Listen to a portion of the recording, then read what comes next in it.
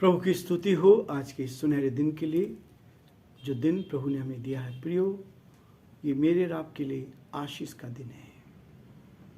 हम जयपुर शहर से आप सभी को आशीष को भेजते हैं ताकि प्रभु आपको बहुत आशीष दे। आज का दिन आपके लिए बहुत आशीष का दिन बन जाए और बहुतों को आप आशीष करें ताकि प्रभु की महिमा को देख पाएं और प्रभु का हाथ आपके साथ। आज इस डिवोशन में मैं आप सभी का स्वागत करता हूं, वेलकम करता हूं कि प्रभु ने हमें मौका दिया है और आज का दिन दिखाया है। हम इस डिवोशन में एक दूसरे के साथ सहभागी हो सके और एक दूसरे की सेवकाई में सहयोग कर सकें। प्रभु आप सबको बहुत आशीष दे, आपके परिवारों पर प्रभु की आशीष बनी रहे। हम प्रभु के वचन के साथ करना चाहते हैं ताकि वचन हमें और अधिक प्रोत्साहित करे।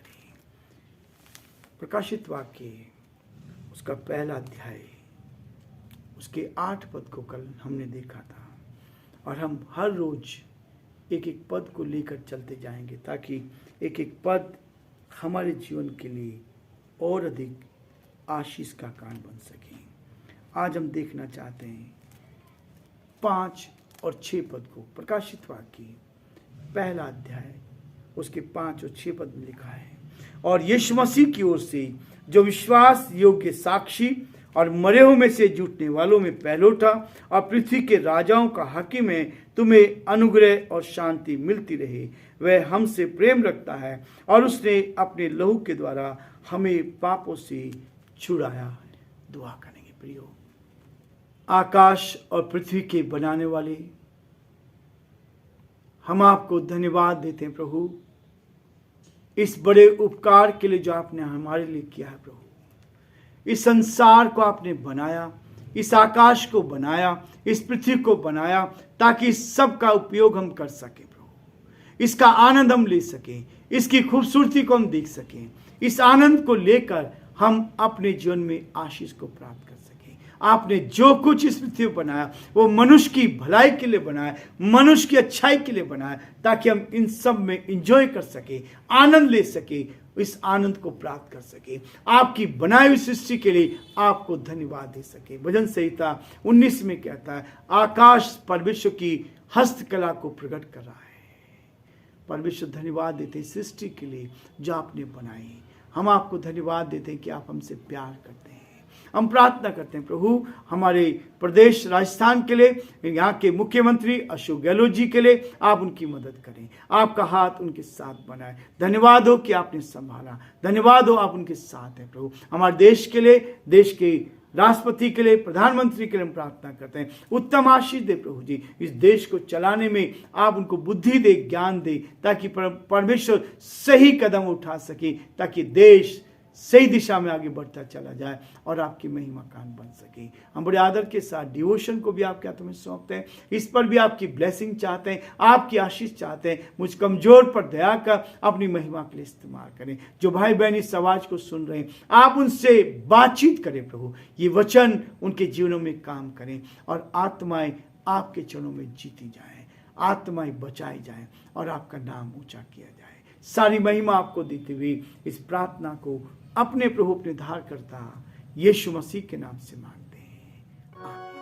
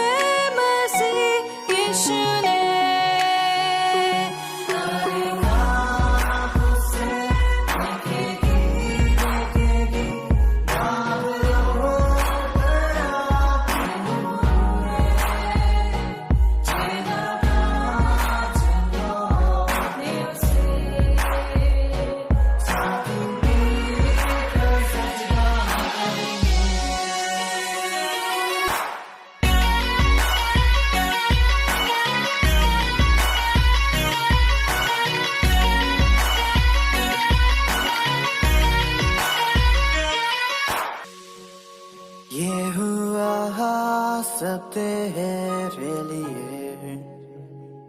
तूने भी उसे छेड़ा था, फिर भी प्यार से वो बुलाता। जाता क्यों नहीं तू उसके पास, फिर भी प्यार से वो बुलाता। जाता क्यों नहीं तू उसके पास।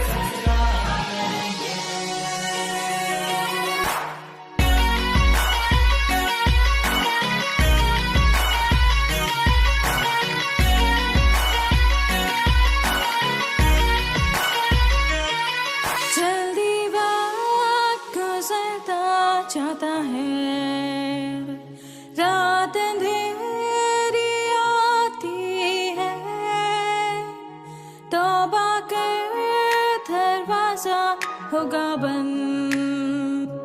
कुछ ना होगा वे पछताने से, तौबा कर दरवाजा होगा बंद। कुछ ना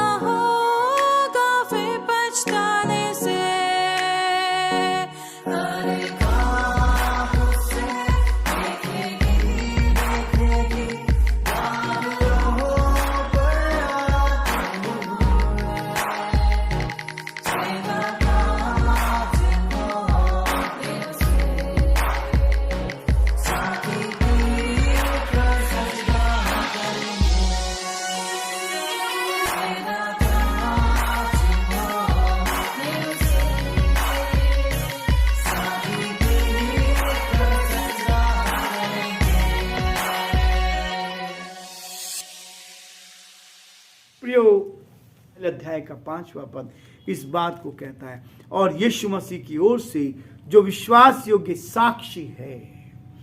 यहां एक क्वालिटी बताएगी यीशु मसीह में।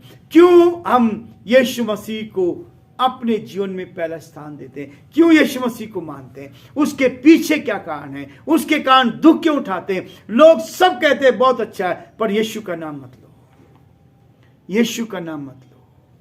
क्या खराबी है यीशु के नाम में। वो कहता है, और यीशु मसीह की ओर से जो विश्वास योग्य साक्षी है, वो ऐसा विश्वास योग्य गवाह है जो लोगों के सामने अपनी इस गवाही को छोड़कर गया। इस पृथ्वी पर केवल 3.5 वर्ष, प्रियो, बहुत ही अल्प समय, बहुत ही थोड़े समय में उसने सेवकाई की, और आज सारी दुनिया में लोग उसको जानते हैं। वो है अपनी गवाही विश्वास योग्य रहा, उस परमेश्वर के, उस ईश्वर के प्रति विश्वास योग्य बना, जो जिम्मेवारी उसको दी थी उस जिम्मेवारी को पूरा किया। क्या जिम्मेवारी दी थी? जिसमें वो विश्वास योग्य रहा। प्रियो, जब ईश्वर ने इस सृष्टि को बनाया था, इस सृष्टि को बनाकर इसमें एक प्राणी को बनाया है जिसका नाम आदम था, और उसको सारी पृथ्वी का अधिकार दिया। जितने जानवर, जितने पक्षी, जितने घास, जितने फल पेड़, सारी सृष्टि जो देखते हैं, आकाश और पृथ्वी की सारी ताकत उसको दी गई थी। सूर्य की रोशनी को उसको लेना है, चंद्रमा की रोशनी को उसको लेना है, उससे उसका शरीर डेवलप होगा, और सारी चीजें उसके लिए थी। एक व्यक्ति के लिए ये सब कुछ बना दिया। लेकिन जब परमेश्वर को दिखा, परमेश्वर ने कहा कि आदम का अकेला रहना अच्छा नहीं है, आदम का अकेला रहना अच्छा नहीं है। मैं उसके लिए एक ऐसा सहायक बनाऊंगा जो उससे मेल खाए। उसने जानवर को लाया, पक्षी को लाया, उसके पास जितने पृथ्वी पर जीव जंतु है उन सबको परमेश्वर उसके पास लेकर आया, और उन सब के नाम उस पहले व्यक्ति आदम ने रखे। लेकिन उससे कोई मेल खाने वाला नहीं था। अब ईश्वर को चिंता लगी। उसने कहा कि आदम का अकेला रहना अच्छा नहीं है, मैं उसके लिए सहायक बनाऊंगा। और सहायक बनाने के लिए उसने पहला ऑपरेशन कर दिया।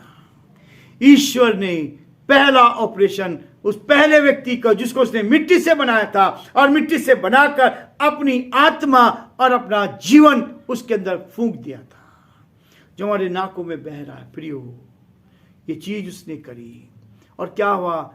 जब उसका पहला ऑपरेशन हुआ, उसकी एक पसली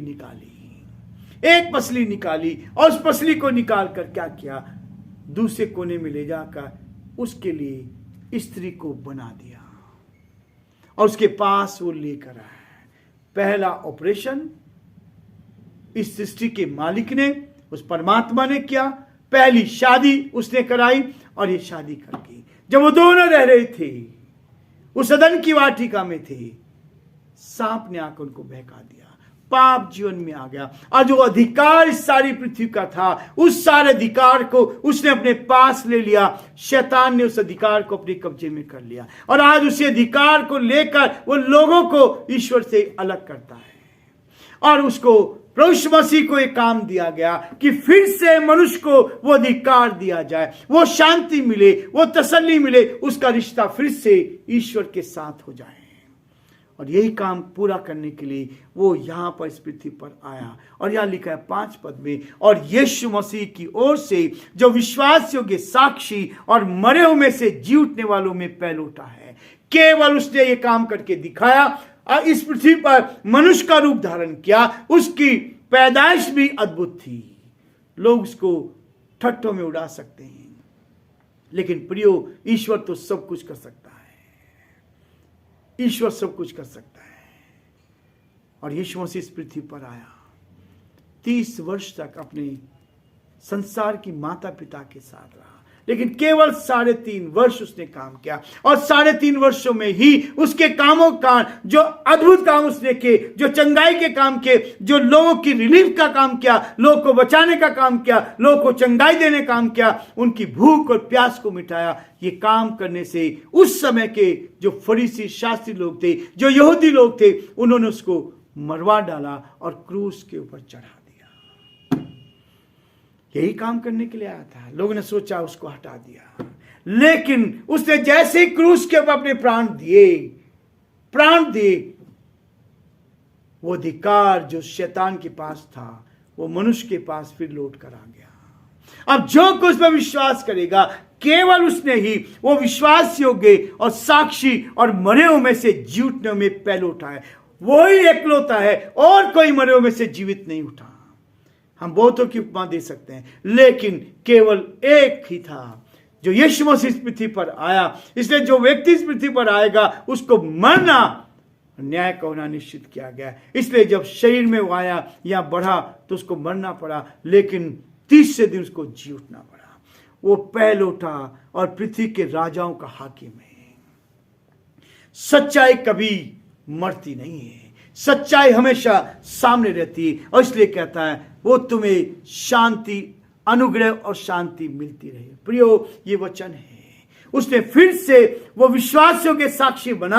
आज गवाही हम देते हैं कि उसने वो काम जो हम कभी नहीं प्राप्त कर सकते थे, हम अंधकार में पड़े हुए थे, हम नरक की आग में जा रहे थे, लेकिन हमने विश्वास किया। जब मैंने विश्वास किया तो शांति मेरे जीवन में आ गई। जिसके लिए लोग हजारों हजार रुपए खर्च करते हैं, उस पीस को, शांति को अपने जीवन में लिया, और वो शांति आज भी हमारे साथ बरकरार है। प्रियो, वो हमारे साथ रहता है। इसलिए प्रभु इस बात को बहुत ही स्पष्ट करता है, इस बात को कहता है, अपने विश्वासियों तथा स्वर्गदूतों के साथ और पूरे वैभव और महिमा के साथ वह आएगा। वो फिर से आएगा। वो अधिकार जो प्रभु ने दिया था हमें, इस पृथ्वी पर रह के जो कोई विश्वास करेगा, जो कोई अपने गुनाहों से तौबा करेगा, वो उसके साथ होगा। वो अपने स्वर्गदूतों के साथ आएगा और हमें ले जाएगा। यहाँ लिखा है, जैसा लिखा है कि वो अपने वैभव, अपनी महिमा और अपनी सामर्थ के साथ प्रभु आएगा। उसके बाद अविश्वासियों का न्याय होगा।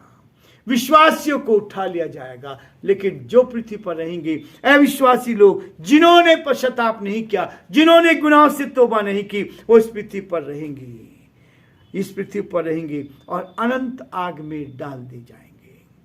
अनंत आग में। प्रियो, ये डर है, हमने इसे अपनी आंखों से देखा है, हमने अनुभव किया है कि आने वाला समय बहुत ही खतरनाक आने वाला है, कपा देने वाला होगा, डरा देने वाला होगा, भयंकर समय होगा, जो हमारी आत्मिक आंखें देख रही हैं। ये आत्मिक आंखें हैं जो देख रही है। अनंत आग में डाल दिया जाएगा। एक छोटी सी झलक यहां मिलती है। परमेश्वर का वचन इस बात को कहता है, हर एक आंख उसे देखेगी, वे भी उसे देखेंगे जिन्होंने उसको बेधा था, जिन्होंने उसके हाथों में कीले ठोकी थी, जिन्होंने उसके सर पर कांटों का ताज रखा था, वो सब लोग देखेंगे। इसलिए वो कहता है, वो पृथ्वी का राजाओं का हाकिम है, तुम्हें अनुग्रह और शांति दे। परमेश्वर का वचन कहता है प्रियो, वो आज सिंहासन पर विराजमान है, जीवन में लोगों को बचाता है, गुनाहों से बचाता है, पाप से बचाता है। आज भी वो जीवित है। आत्मा कभी मरती नहीं,